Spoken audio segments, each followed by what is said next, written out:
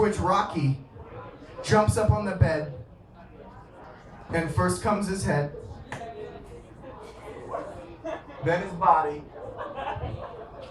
and then his fucking tail wrapped around my nose. I don't know if anybody has a cat in the summertime, but you are now forced for this fucking move for the next 3 hours.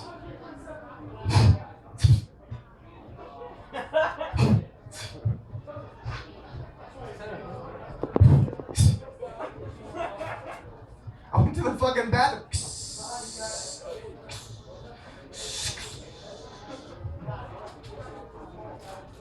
I went to make a sandwich. I was fucking cutting that shit. Bit into it. Fucking cat hair. Fuck Rocky. Fucking piece of shit. This is the last comic I'm gonna bring up before I bring up Matt Pass. Can we start clapping right now? Can we put our hands together right now? For Leslie's battle.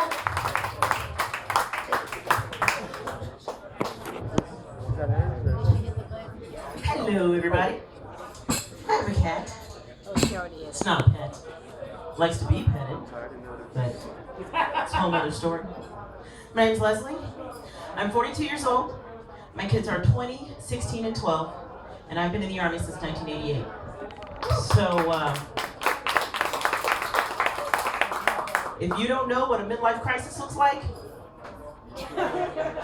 right here. Right here.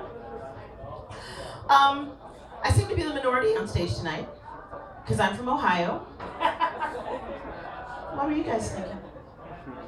There were other people of color on stage tonight. Let's not be closed-minded. Talking about my kids, actually, I'll talk about my ex-husband. I've been divorced now for about 3 years. It was a career move for me because I wanted to keep my sanity.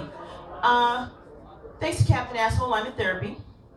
And it's really funny because my therapist told me that I should consider having a second childhood because I've always felt responsible for other people. So I went out and got a schoolgirl costume, and now I'm looking for a 27-year-old English teacher who thinks I'm 17.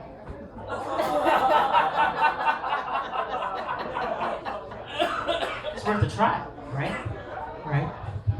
But my ex is a German-Irish dude, blue-eyed guy. I say he is quite possibly the whitest white man in the world. You would look at my ex and be like, damn dude, get some fucking sun. 'Cause shit. I mean, he stands up against a white wall and all you see is the mustache and the hair. But it was really kind of a culture shock for me because with him I had 2 blue-eyed babies. Yeah, go figure. And I shop at Walmart.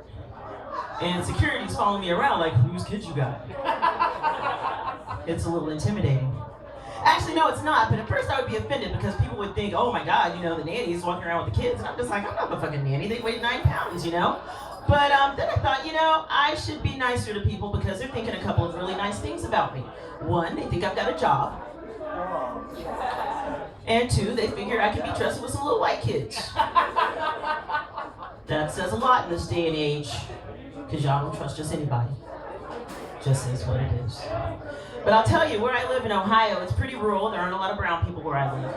And I'm sorry, I like fucking with old white people when they see my kids. Because believe me, you see a pale-skinned, blue-eyed kid with a fro, fucks their minds up. Every time. Every time. But, you know, as my kids get older, there's challenges, you know. They don't think like you do. They don't walk and talk like you do and all this kind of stuff. And that's where being in the Army comes in handy. Because whenever my teenage son starts to trip on me, I'm like, remember that video of me shooting a grenade launcher? Come home late again. Come home late one more time. I know where the heavy armament is. But there's some other perks to being a woman in the military. They've taught me some really important things, like how to do a proper push-up, how to think strategically, how not to get pissed off when I see another chick dressed just like me. It happens. It happens. But like I said, I'm single. I don't know what's going on with me, but it seems like guys don't really hit on me that much. And at first I was kind of puzzled about that because, you know, my friends tell me I'm attractive, I'd be a good catch and all that kind of stuff. But then I realized I think that most men just really don't want to take the gamble of knowing that their girlfriend is combat trained and still gets her period. Just saying, the last thing you want to see in the feminine hygiene aisle at Walgreens is a chick in full camo. Scary shit. Scary. Scary shit. Where's single fellas at? Single fellas? Anyone? Yeah. Single straight fellas? I'm not the host, but anybody want to come give me a kiss?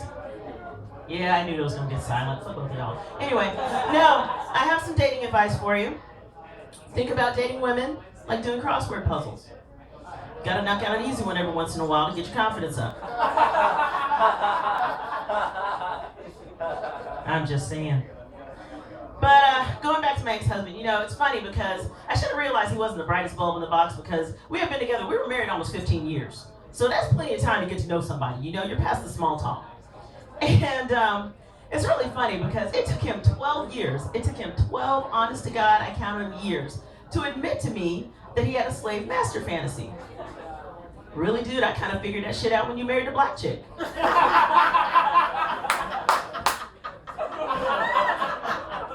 I don't know. It's funny because, you know, I do tend to date white dudes exclusively. Just is what it is. Some people would say I have jungle fever. My doctor calls it malaria. I'm Leslie Battle. That's my time. Everybody have a great night and a great audience.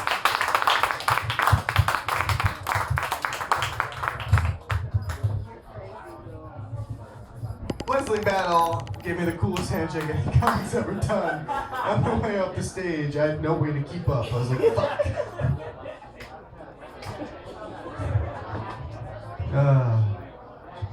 Leslie, like the